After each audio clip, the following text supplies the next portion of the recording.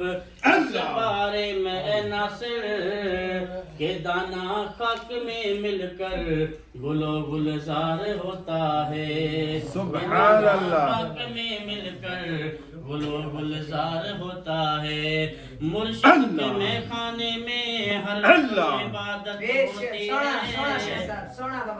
مرشد کے میں خانے میں ہر عبادت ہوتی ہے مرشد کو بٹھا کے پیش نظر یا رسول اللہ صلی اللہ علیہ وسلم ہوتی ہے صلی اللہ علیہ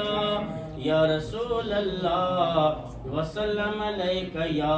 حبیب اللہ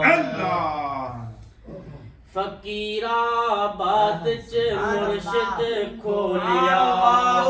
ایک ایسا خانہ فقیر آباد چ مرشد کھولیا ایک ایسا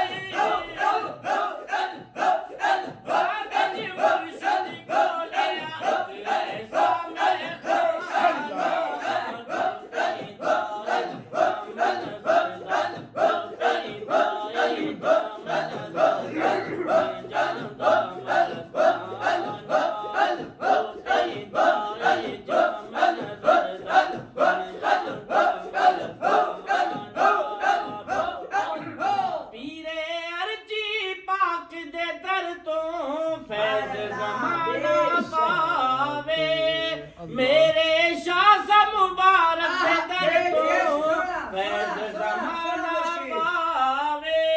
میرے مرشد پاک دے در تو فیض زمانہ پاوے